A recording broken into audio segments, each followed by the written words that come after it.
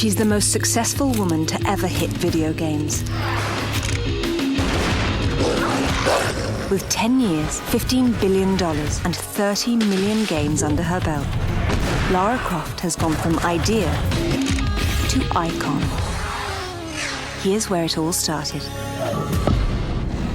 In 1995, a young British animator named Toby Gard had an idea for a brand new type of adventure game. Featuring a male lead, the 3D third-person shooter was set in mysterious Egyptian pyramids and Aztec temples. The original idea for Tomb Raider was to make a game like actually an interactive movie. It got me incredibly excited, and that was really the core idea. A core idea he had while working at Core Design in the small UK town of Derby. He said, well, I fancied doing this game in pyramids. And I said, yeah, that's kind of cool. And he's got this guy on the screen with a whip and a hat. And I said, that's why he's bloody Indiana Jones. I mean, you know, you can't do this. So began the quest to design the character into something truly original.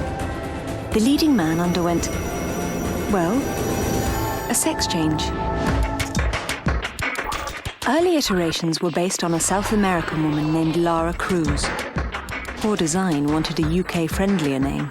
The name Croft came out of the phone book. The team sat down and the writer came down with the phone book and just went through the pages and called out things that caught our eye, and we go, oh, no.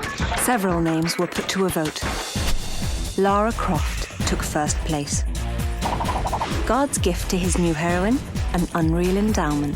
The goal was to have her as an exaggerated representation of the female form. That was the reason why she has such an exaggerated and caricatured figure, especially at that time when realism was impossible anyways.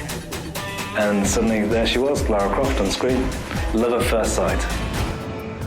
Hardly the case with one of Lara's hopeful platforms, the Sony PlayStation.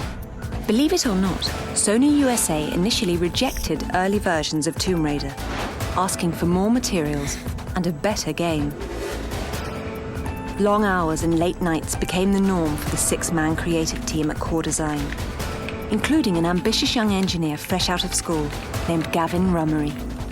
I created this tool called Room Edit because the whole game was set in tombs, and it seemed a very good idea. We built rooms connected through a doorway into another room. I was thinking like Tutankhamun's tomb, things like that. That's the kind of thing we'd be doing. The results? A groundbreaking and innovative system of grids and complex levels. The intuitive control system allowed a vast set of athletic moves and mobility through water, which would blow popular 2D side-scrollers of the time out of the water. Sony was sold and eventually got on board alongside Sega Saturn. On Halloween Day, 1996, Tomb Raider hit store shelves. The title's impact on the industry was instantaneous. Praised by critics for its gorgeous graphics, crisp full-motion video cutscenes and unprecedented gameplay, Core Design and parent company Eidos had a hit. The first day of sales was extraordinary. You know, she went straight to #1 in a matter of minutes, effectively, and stayed there for a very, very long time. We as a company realised this was not just a video game. It had all the attributes, all the foundations, all the platforms to actually turn it into a true entertainment product. I've been told that if you took all of the copies of Tomb Raider that were sold and piled them one on top of the other, you'd have a building 27 times the height of the Eiffel Tower. What a monstrous, monstrous hit it is. But not everyone decided to share in the riches. In 1997, at the height of Tomb Raider's commercial success, Lara's creator decided to leave the company. Because a character like Lara Croft is essentially an asset for a company, there's always going to be opportunities for sorts of cross-promotional stuff. I certainly had a major problem with the way that Lara was being portrayed in the beginning of the franchise. I don't think that the character would ever get into Maxim-style poses. Lara was his baby, and then people got on top of it and they suddenly went, right, we're going to do it this, we're going to do that. And he really resented that, and he really didn't like that. That really upset him a lot. With 7 million units of Tomb Raider sold, Eidos knew the show had to go on. Designers at Core instantly began work on a sequel. Toby was gone, but the question remained. Would Lara work without her creator?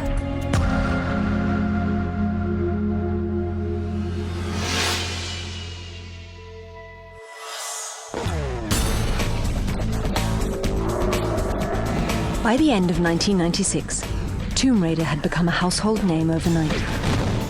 The pressure was on. Without the help of Lara's creator, Toby Gard, Core Design had to deliver a new Lara and a series of action-packed sequels living up to the first game.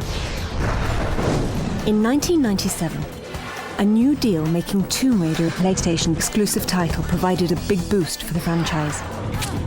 It didn't hurt at all to have the first console to ever ship 100 million units on Lara's side. A success like Tomb Raider becomes sort of the holy grail of anybody setting out to write a game. Being exclusive to PlayStation allowed us to do a lot of advertising on behalf of the title. Tomb Raider helped PlayStation a lot, and in a way, PlayStation helped Tomb Raider a lot.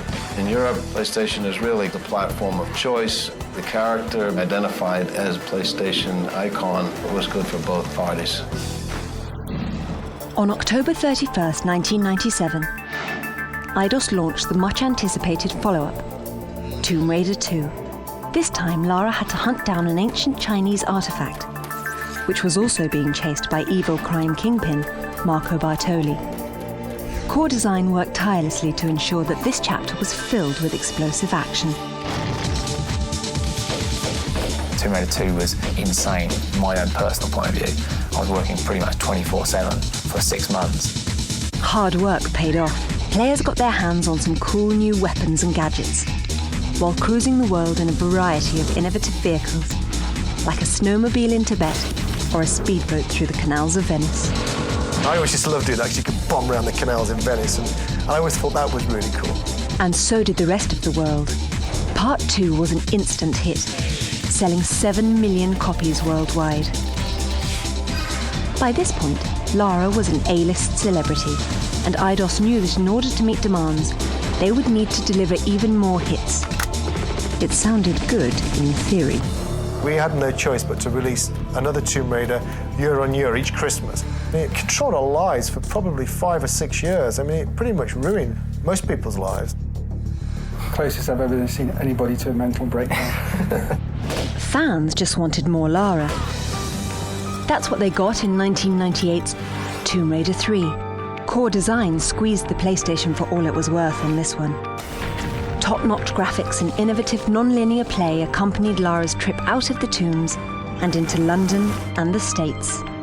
By 1999, Eidos knew it was time to evolve the franchise yet again. Tomb Raider 4, The Last Revelation, promised improved visuals and even graced a brand new console, the Sega Dreamcast. We'd get feedback from Tomb Raider 3 from a lot of people who felt we had gone too modern, so then Tomb Raider 4, we very much went back to the tomb. It was all set in Egypt. Personally, that's probably my favourite game. Certainly. It just felt like this is a complete game rather than a series of episodes. Developers had a nasty surprise for long-time fans. The game's cliffhanger ending showed Lara being buried alive in a tomb of her very own. People's feelings about Lara are actually quite mixed at Core in a way, because she was, in a sense, almost their taskmaster. You know, she was the one forcing them to get these games out year after year. In a strange way, they actually went as far as trying to kill her off in Tomb Raider 4, just to try and avoid having to do Tomb Raider 5. I think the reason we attempted to kill Lara off was because we really thought we'd exhausted what we could do with the franchise. Seeing Lara falling down a gigantic hole in the middle of the pyramid was quite a joyous moment, so we all, went for a few pints and celebrated the death of Lara, but she came back and got us, you see. Lara promptly returned in 2000's Tomb Raider Chronicles. Sort of. The game unfolded entirely in a series of flashbacks, narrated by Lara's friends, who believed she was dead. She will live on forever in our hearts. As far as we were concerned, we'd kind of killed her off. So Tomb Raider 5, we did the best job we could, but whether our hearts were in it or not, I'm not entirely certain. By then, Lara was running out of breath. The franchise pushed the PlayStation 1 to its technical limits. Reviews and sales started to fall.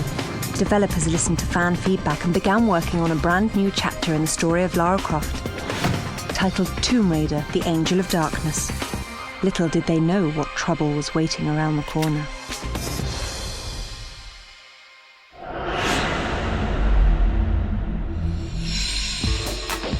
Gamers were still buying Lara Croft's adventures by the Jeep loads in 2001. But critics and fans agreed the series was losing its luster. With the release of the PlayStation 2, the Tomb Raider team decided to overhaul the game for next-generation consoles quickly.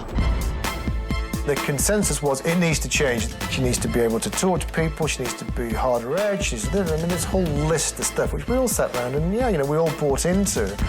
But as that project went on, it was obvious we'd made it too big and what we were trying to do was insane. I mean, just mad. The time limit wasn't really enough. The team size wasn't enough. Missed loads of deadlines. Angel of Darkness just forced out before it was really ready. In late 2003, the ambitious Tomb Raider, The Angel of Darkness, was released worldwide, with some mixed results. Initial sales were strong thanks to an aggressive ad campaign, but critically, the game received lower scores for its glitchy graphics and awkward control scheme. I don't think you'd ever get anybody else to admit to Angel of Darkness that it was their fault. Ultimately, it was my fault, and I paid for that with my job, which I'm very happy about that. But it was done by committee, so you live or die by the sword. At the same time, players were migrating to newer action-adventure games. After The Angel of Darkness, Eidos made a tough decision. Stop. We're going to have to take this away. We've got to this Jewel in the Crown franchise. We've got to be seen to be making a new start, so they took it over and gave it to the Crystal Dynamics in the States. In order to creatively jumpstart the series, developers at Crystal Dynamics knew they would have to make some big changes for Eidos, while staying true to the series' roots. Coming back and starting to work on Tomb Raider Legend posed a number of challenges, because one of the biggest questions that were asked was, is the franchise still alive today? Is the consumer interested? An old friend jumped in to help answer those questions. Toby Gard. Wiser from the experience of a decade earlier, Gard wanted to rekindle an old flame.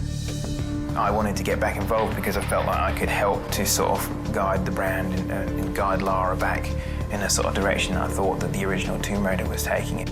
With Toby's help, developers started the difficult task of reinventing the series.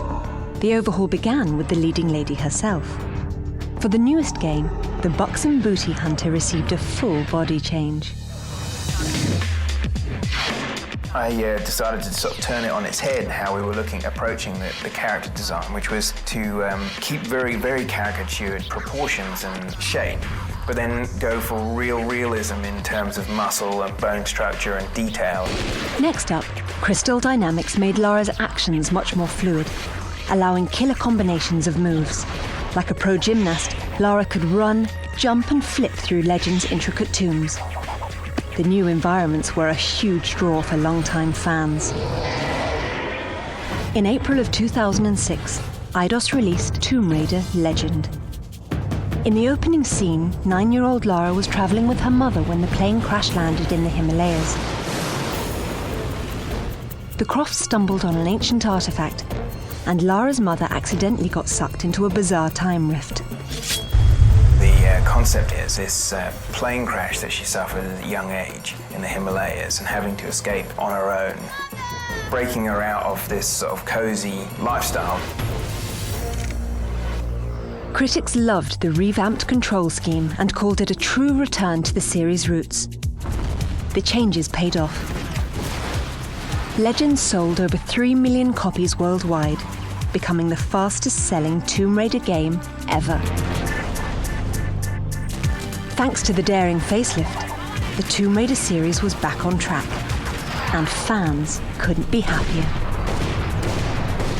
We've just really scratched the surface of what you can do with Tomb Raider up until now, and so the future, it's just going to hold so much more.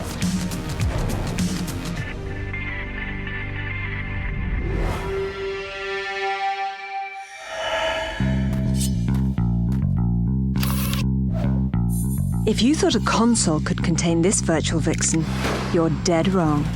Lara Croft has a face that launched 1,000 products or more, and Tomb Raider is a multi-billion-dollar empire. Just think, 11 years ago, nobody ever heard of Lara. Then, in late 1996, her creator got a shock. I remember going down to the game shop in the high street, standing in a queue and having people both ahead of me and behind me holding copies of the game and talking about how excited they were. And it was just this really strange feeling, realising that it actually was going to be majorly successful. Toby's hard-nosed heroine was a hit. Shortly afterwards, Lara landed on the cover of Britain's The Face magazine, a spot typically reserved for real-life high-fashion trends. That was the defining moment that made the statement that we had something that was truly going to become mass market and successful. 249 magazine covers later, Lara was a worldwide phenomenon, signing lucrative international deals. You've got Tomb Raider scooters and Tomb Raider motorbike helmets. In France, Lara was made into a postage stamp. In Spain, she's been the face of SEAT. They had a whole series of advertising based around Lara. For more than a decade, advertisers have sought a piece of Lara to help boost sales. But how does Eidos do this without selling out? That's where Janet Swallow comes in. As VP of licensing, she's called daily by folks looking to stamp Lara on anything, from lunch pails to garden hoses, pizzas to bedsheets. Rarely does a product make the cut. Eidos as a company is very, very protective over Lara, so we're very careful with the merchandise that we choose. We've had two odd requests. One of them is a racehorse owner called to say could he call his racehorse after Lara, which we declined. We were really worried that it would fall at the first hurdle, so we said that was no. And second one was a tulip grower in Holland to name one of their branded tulips after Lara, which I thought was quite nice. While the official Lara tulip grows, other deals, such as Lara Croft knickers, wilt. I think maybe because that's quite a hard act to follow, you know, to put on some underwear that's got Lara Croft on it with Lara's signature. I think it's a tough one. It was the weakest. Comic book publisher Top Cow approached Eidos about serializing Lara's adventures in a monthly comic title. Eidos loved the idea, and the series ran for 5 straight years. That same year, in pages of another kind, Lara Croft model Nell McAndrew posed for Playboy in the controversial spread Lara Croft Nude. Eidos pulled the trigger on a lawsuit, forcing Playboy to pull those copies from shelves and alter the cover. Perhaps the strongest deal in the history of the franchise went down in 2001. Lara Croft had all but conquered the game world. So, what's a young woman to do? Simple. Head to Hollywood. But first, film producer Lloyd Levin had to convince studio execs to take a little gamble on Lara. There was very little awareness within the movie industry about the potential of video games. When we were submitting the property to studios, there were a number of cases where we had to submit PlayStation consoles so they could play the game. Video games didn't have a great history of silver screen iterations. Box office busts like Super Mario Bros. Turned off much of the game-based film viewing public. It was somehow assumed that it just wouldn't work. We never had any doubt, and we knew that it was a great opportunity to actually do something that was a little bit unprecedented. Paramount took a swing at the pitch and hit a grand slam. With heavy hitter Angelina Jolie filling Lara's boots, Tomb Raider 1 grossed almost $50 million opening weekend, $300 million total. The film eclipsed Alien as the highest moneymaker with a female lead. A second Tomb Raider followed in 2003, and buzz about a third movie can now be heard worldwide. Looking ahead, there's sure to be plenty more Lara coming your way. From an animated series to a theme park, the whole world is still Croft crazy. The fact that she's 10 years old in game is quite a long time. So I think she's a digital icon for computer games, not just for now, but forevermore. Rather like James Bond has survived 40 years in the movie industry, Lara Croft is the digital icon of the computer game as well.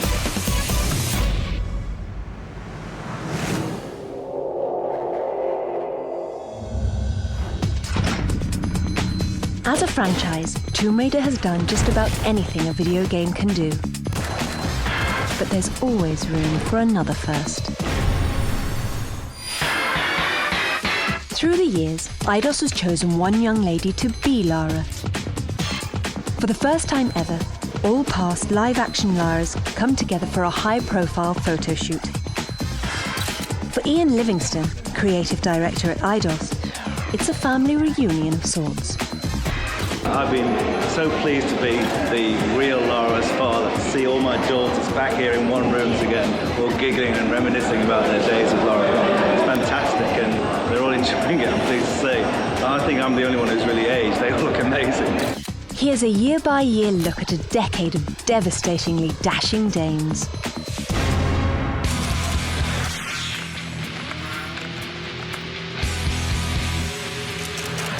It has changed my life. Even now, actually, I still get lots of letters from people all over the world, which is just mind-blowing. I can't believe people still associate you with the character and just really still are big fans of the game itself. Having a child is amazing. What can I say? It's the best thing that I've ever done, and I think it really makes me realise what life's about. It kind of puts everything in perspective.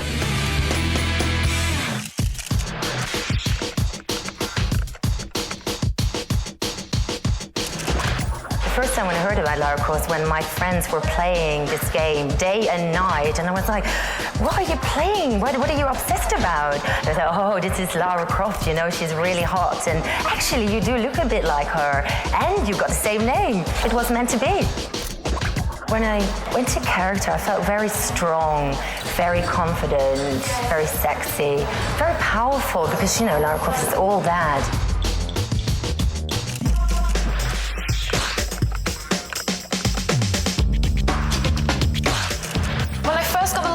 I was the youngest ever, so I was just turned 17. When you get into the outfit, you're a changed person. You're just in the role of Lara Croft, and you can do anything, and everyone looks at you like you just stepped out of the video game. I think it's a feeling that I'll never have again. My best memory of being Lara Croft was my biggest fan, who was from Amsterdam, and I think he bought my wisdom teeth on the internet. I think that made his day, really made his year. I think when I became Lara, I didn't know who I was as a person, and travelling with a group of people around the world, especially being 17 and new, it kind of made me who I am today. So it meant a lot to me, and I'll always remember it.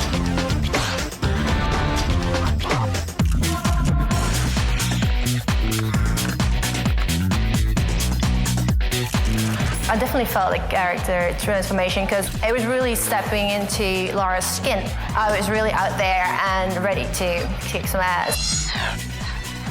I was extremely tall with my boots, and it was just really intimidating. People would really be, you know, like astonished. And I love to make people smile. I love to entertain, so it was great fun. It's just really nice that you can see that some fantasies do become reality. Do they ever? The photo shoot was a resounding success. On 3, 1, 2, 3. I'll do one more, that was pretty hard. Much like the game, the Lara model has evolved too. In 2006, the latest Lara, Karima Adebib, tackled unprecedented training with the British military. From army combat to zipline tactics, Karima's role as Lara was the toughest yet. Can she live up to the top-notch standards set by Eidos? Time will tell. When I first got the job, I was told there were previous Laras before me, and I remember getting home and getting on the internet immediately trying to do my research on these girls. I've taken a lot from what they've already done, because they're my predecessors. To better myself, I take the best qualities and try and put it into one.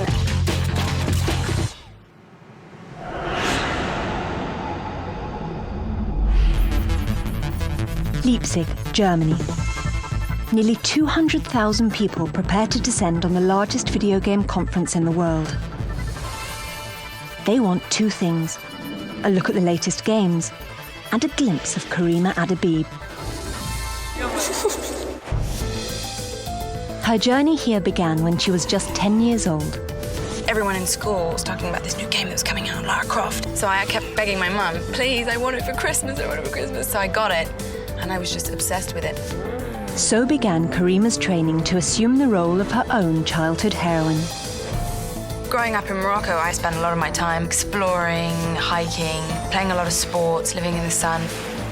At 18, athletic by nature and a gamer at heart, Karima had a go at modelling. I got this call saying there's a casting for Lara Croft. I'm Lara Croft. Lady Lara Croft. Lara Croft. Lara Croft. I am the girl for this mission. With more than 1,000 models gunning for a rather unique role, the competition was tough.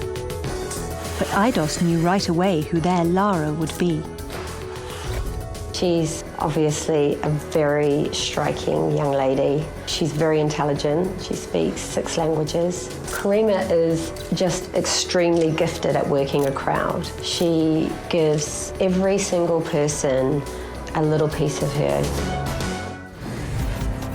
Karima is about to wade into a sea of 183,000 convention visitors, 2,600 journalists, and 368 exhibitors from 25 countries. To be honest, I don't know whether it's the weight of the boots or whether it's the heaviness of the holsters. This sort of strange thing happens to me. The arms go up, the elbows go out, the back stands straight. I turn into Lara. A brand ambassador for a franchise that has sold more than 30 million units worldwide, Karima's day is an adventure itself. The first time someone held a mic in my face, it was awful. I couldn't stop shaking, stuttering, stumbling, but now it's just like second nature. I find that now the people that are putting the mics in my face are shaking. Thank you, it's a pleasure. Lara is intimidating. I do get asked a lot of the same questions. One of them being, how do I feel about Angelina Jolie? You played on the film, I heard? No. I was in Alien vs. Predator. Yes, I was a sacrificial maiden. I got killed by a face hugger. What else? How did I get the job? What I was doing before the job? What are my intentions later on? Do I want to be an actress? Do I want to be a writer, an astronaut? Do I have a boyfriend? Am I going to get rid of him? What happens on level 7? And Karima knows exactly what happens on level 7. A fact that does not escape fans' chat rooms, blogs, and message boards. Do a hitman. All the boys love her. But the great thing is she's got lots of female fans for the fact that she's intelligent and she's strong and she's just as witty and clever. Lara is beautiful both in and out. Can't get any better than that. And with tens of thousands of fans clamoring for attention, an autograph, a hug, or bullets, You need to train. this mission is one that Karima is proud to tackle. I put a lot of heart into this job for the fact that I'm a gamer. I've grown up with Lara, and now, 10 years later, for the 10th anniversary, I am Lara. It's an odd job, it's an exciting job. It's a job that takes you all around the world. Who knew you could be Lara Croft as your day job?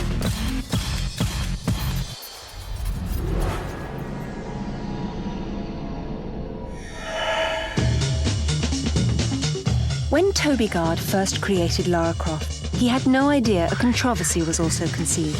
For the past decade, Lara has been dubbed both feminist icon and pixelated play toy. In terms of how females have been portrayed in games up until Tomb Raider 1, they had been often portrayed purely as objects, and normally damsels in distress or just terrible fantasy sort of dominatrix-style characters. But Lara was born during the late 90s, the height of what the Spice Girls called girl power. Even still, at the time, convincing execs to let a woman star in her own game proved difficult. Traditionally, all games had male characters because they were played by boys. But these boys hadn't stopped playing games, they just got older. And what would they rather look at? Hedgehog, Plumber, or Lara Croft's firm bum? With the benefit of hindsight, no pun intended, it was an obvious answer. Male gamers swooned for Lady Lara, a sex symbol for the digital age. Are men only interested in you because of your body? No, I'm rich too, darling. Women have also fallen in love with her kick-ass, no-nonsense attitude. A former editor at Ms. Magazine, Jennifer Baumgardner, is a prominent women's advocate who writes for Harper's and NPR. Lara Croft she's just simply in the tradition of a long line of women who can protect themselves and who are warriors, from Xena the Warrior Princess to Buffy the Vampire Slayer. It's good to have protagonists that are women. So not just the people who are being saved are women, but the people that can do the saving are women. But not every woman dug Lara. When Tomb Raider 2 dropped, Eidos advertised the new game with a series of commercials that played up Lara's sexiness. As fans rushed to stores to buy Tomb Raider 2, the controversy heated up. Ismini Roby is the chief editor and co-founder of WomenGamers.com, the largest women's game portal on the internet. They put her in bikini photo shoots and anything that they could to make her even more appealing to that fanboy audience. To watch Lara Croft, they marketed it more as a sexual object. I was extremely disappointed. So was Lara's creator. In fact, Toby Gard left the franchise over the new portrayal. Still, when well-known feminists like Germaine Greer argued that the heroine was nothing more than an adolescent fantasy, Gard took objection. I think that her comment of Lara Croft being a sergeant major with balloons stuffed up his shirt is a little bit like saying any sensitive guy who has any non-macho tendencies is just a woman with like banana stuffed down her trousers, and I think that it's nonsense. Thanks to Tomb Raider Legends' more realistic model of Lara in 2006, the uproar died down a bit. But that hasn't stopped the headbutting over the legacy of the video vixen. In our society, there's a big focus to be thinner. There's a certain kind of woman that everybody kind of wants to be, the tall, the thin, with the big breasts. It would be interesting to see companies making more realistic varieties of women. I don't think that having those sorts of fantastic, idealized images out there in the world are what girls who have issues with self-esteem, I don't think they're comparing themselves to a video game. If Lara Croft was a real person, she would not be able to walk. Her back would not be able to support her boobs. And to see Lara Croft scaling a mountainside with makeup and really short shorts, completely unrealistic.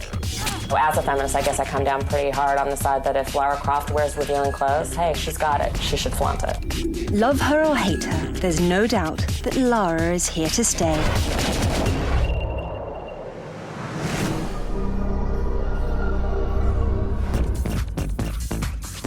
When it comes to fans, there are few more passionate than Lara lovers. Since the birth of the franchise, fanatics have found some pretty creative ways to honor their favorite Tomb Raider. Katie Fleming, a 20-year-old student from Canada, has created one of the web's most popular Tomb Raider fan sites and authored 10 original novellas based on Lara.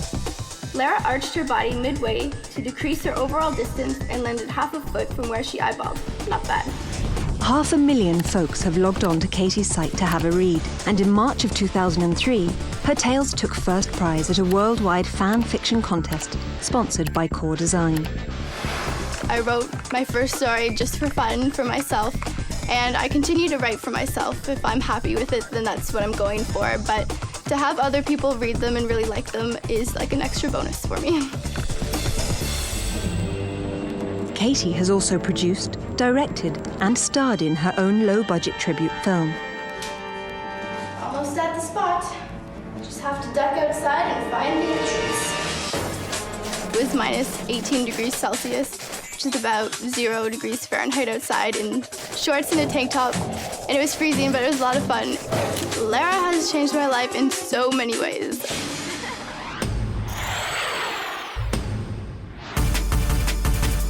Chantal Slagmolen from Amsterdam claims that she is Lara's #1 fan.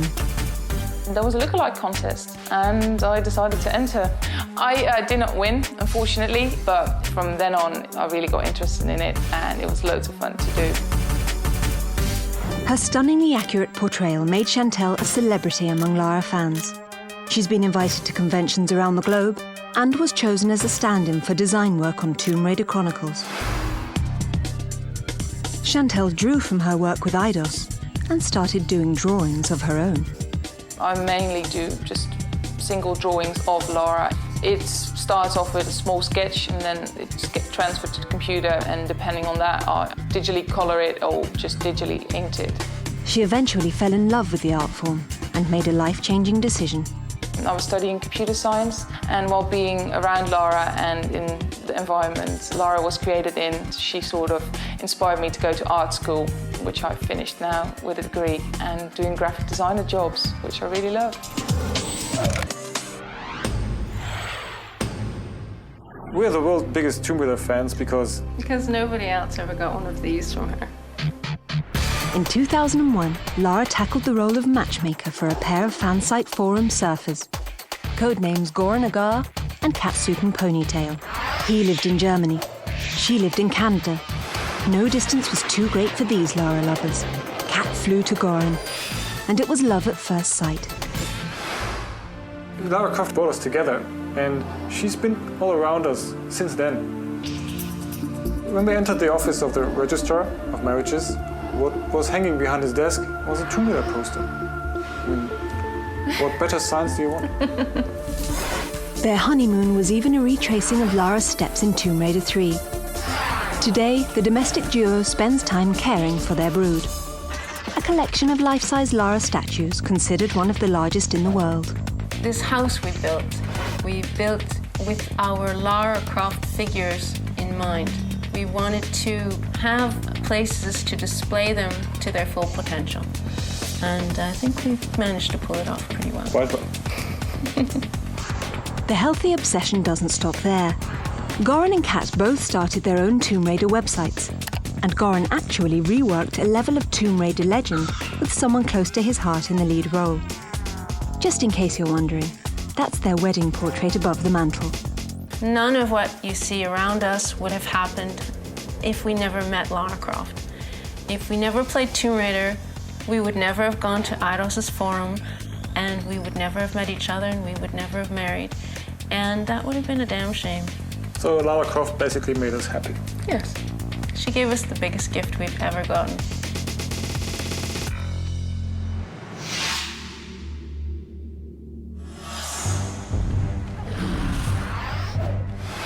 In early 2006, a mysterious trailer for a video game called Tomb Raider Anniversary Edition leaked onto the web.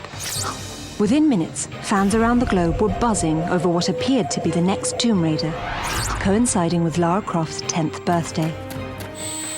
The video was not a true representation of an upcoming game, but Eidos did confirm they were creating a new action-packed game based on the original Tomb Raider. There was a kind of a series of emotions that we went through when we found out that we were going to get to make the next Tomb Raider game. You kind of realize, holy crap, we have to make the next Tomb Raider. There's a great sense of responsibility on our shoulders and reverence to the original game that we don't want to mess up in any way. But just why did they come up with a plan to enhance Lara's first adventure? Who better to answer that question than the man who started it all?